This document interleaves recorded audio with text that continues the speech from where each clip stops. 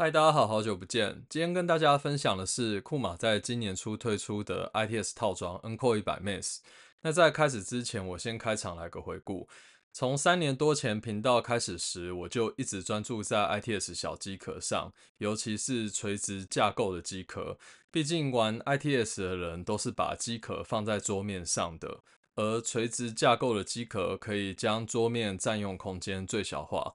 过去有很长的一段时间，我都坚持着垂直架构的 ITS 机壳才是 ITS 精神的所在。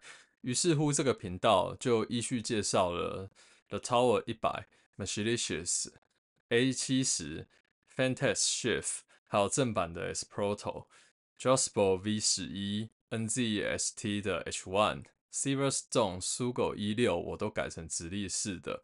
还有 NATX 的小折优品 C1、Esproto Mini A5，那淘宝的荧幕显示器支架机壳，还有那一个超级大闷罐 SR07B。讲了这么多呢，还有 S Slim Mini Royce One Mushroom D 我也改成直立的 Lancer L1 Mesh，还有最新的 Z5i。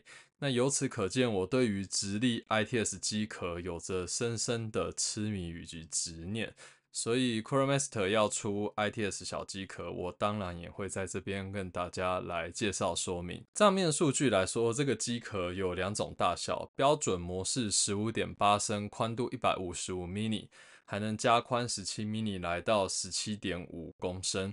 那这个公升数是有包含脚垫的，两者在显卡支援上限有着 3.1 槽跟 3.9 槽的差别。我安装了一张 3.5 槽的显卡，这个在拓展模式还是有相对充裕的空间。显然这个上限是包含进气空间的。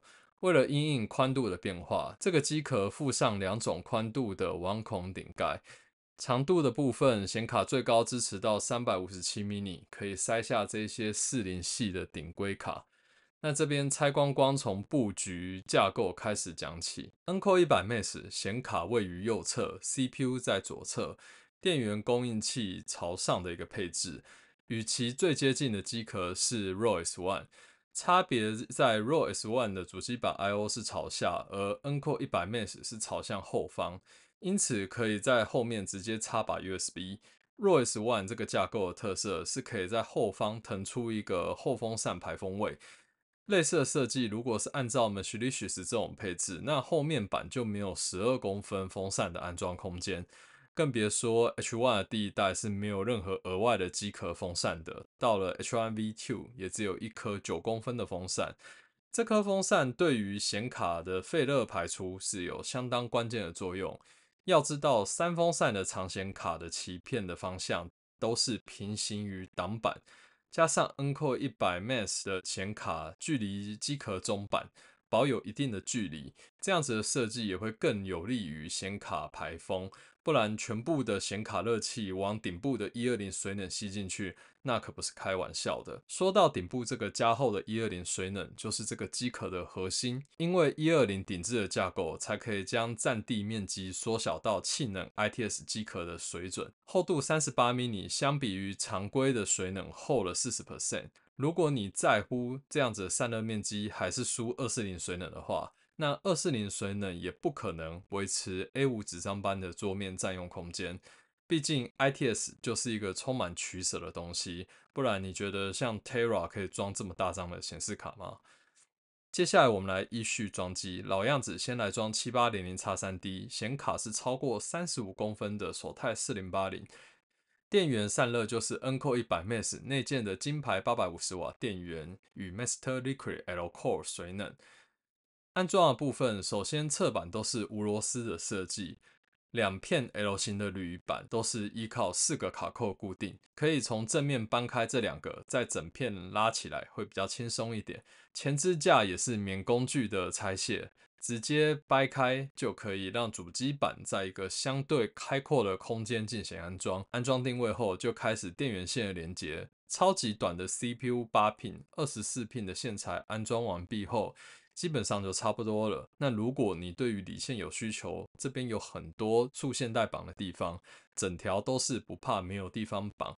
水冷头只限定于一个方向安装，建议记忆体选择矮一点。如果你觉得 I/O 线材太长的话，其实底部也是有束线带可以绑的，你可以自行拉下来进行理线整理。接下来说明显卡的固定方式。由于挑了一张超过35公分的4080，所以整个显卡支架都要向下移，同时包含 PCIe 延长线的固定螺柱。接着把整个外侧铁片向外安装，同时底部的角座也向外安装。接着35公分3.5槽显卡就可以塞满整个显卡舱了。最后接上90度预先弯折的 12V High Power 接头。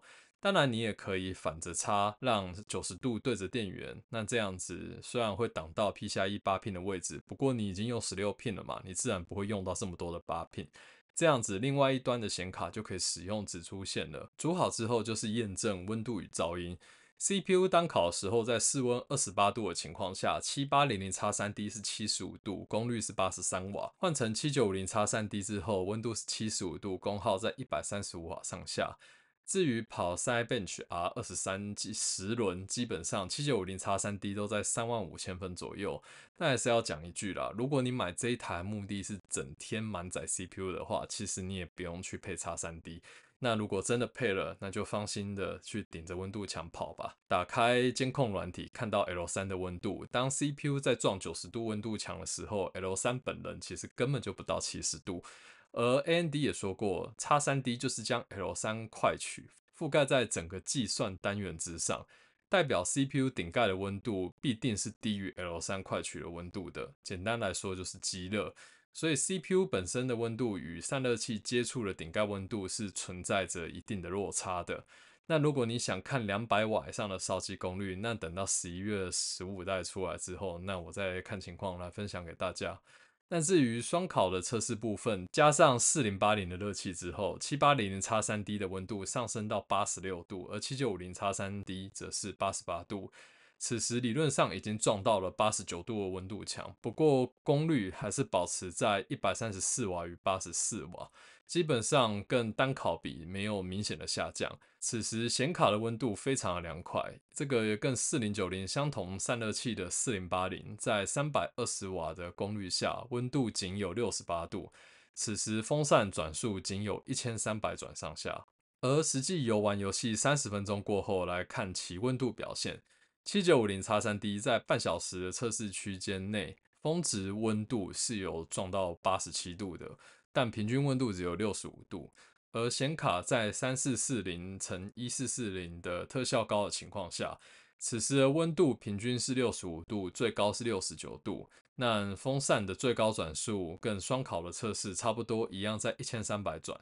这边分享一下我的风扇 PWM 曲线，顶置水冷是由 CPU 带动，而后置的风扇是根据显卡的温度做调整。那这个你可以用你方便的软体来去使用。实际的环境噪音大概在34分贝，而这样子的 PWM 曲线在45公分的距离下测出来的声音是大概40分贝左右。而待机噪音的部分，我这个电源在待机的时候，其实风扇不会停转，那不过待机的噪音是在36分贝以内。至于风扇全速的噪音则可以来到47分贝。总之 ，Ncore 100 Max 是以气冷 ITS 的架构改成顶置的120水冷进行加强，求的是一个在相对小的体积内最大化显卡支持性的产品。如果你平常的游戏或者是生产力项目都是以 GPU 为主的话，那它就是为了你设计的。那后续我也会搭配其他的硬体来测试，那有什么问题或是想法都可以跟我说。那我们就下次见喽，拜拜。